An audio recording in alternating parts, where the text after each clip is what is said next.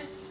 I see a lot of cabs, right? My name is Sydney Jorgel, and I have two boys that are almost 12, and their names are Jake and Ian. Ian has autism. It was about 12 months when I noticed that Ian wasn't doing a lot of the things that his brother was doing, and that's when I had him evaluated, and that's when he was diagnosed. I kind of knew before I even took him to a neurologist to be evaluated that he had autism, just because all of these things that he was doing, I looked it all up, and he basically had all of those characteristics. What ended up kind of happening is that one of them was developing faster than the other, and I was kind of able to discern like when I needed to jump in and like do something, because my son Ian was not doing the same things as his brother, and as a new mom it was easier to notice that because I had twins.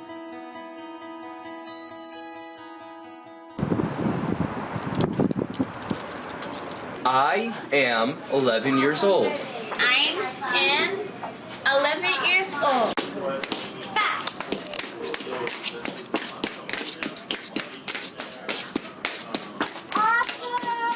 Ian's school, the Brooklyn Autism Center, is an amazing school, and there are so few really good schools for kids with autism, so I feel so lucky to have him there. It's a one-on-one program, and it's basically all about the individual child and focusing on an individualized curriculum for each student. Every child with autism has different challenges, and so it's really wonderful to know that he has such a tailored program that really focuses on things that are important for him. Okay, what's my name? Okay. Matt. You can say your name is Matt. Your name is Matt. Very good, Ian. Here's a blueberry. Dora, what are these? Ian, what are these? What are these? Wheels. Wheels. How many wheels? Count. 1, 2, no more.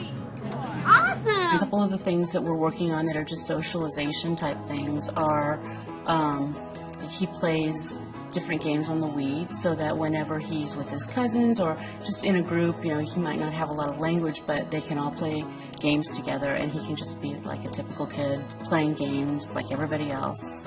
Also, he takes tap dancing classes on Saturday mornings, and so they practice that at school as well.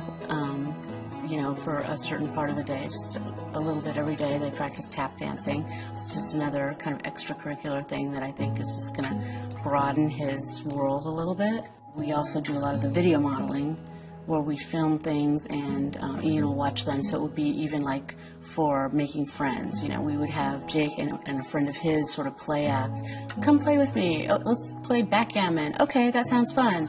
You go first. You know, we would film that, and Ian would watch it, and it sort of helps him as a way to, as like an intro to making friends. Having a child with autism, something I never thought I would have to deal with and never thought about. It's really changed me, I think, for the better. I think it's made me a better person. Definitely it's stretched me as far as doing things that I never thought I could do, learning to advocate for him and being strong and just really fighting for something that I believe in, just being very open about you know, what our life is like and what Ian's challenges are, and in that way sort of getting everybody sort of collectively onto Ian's team, supporting him. Be proud of your child with a disability. They're amazing, and they have all these things that, like, they process the world differently. So just the fact that they're doing what they're doing is already amazing. They're like heroes, I feel like. They're these amazing kids out there coping in a completely kind of foreign situation, and they're doing it every day, and, you know, usually with a smile on their face. There's tons of children out there with autism and other disabilities that are going to grow up and be a whole generation. I really want Ian to grow up in a world where everybody feels comfortable, you know, being around him, focusing on including him in the community.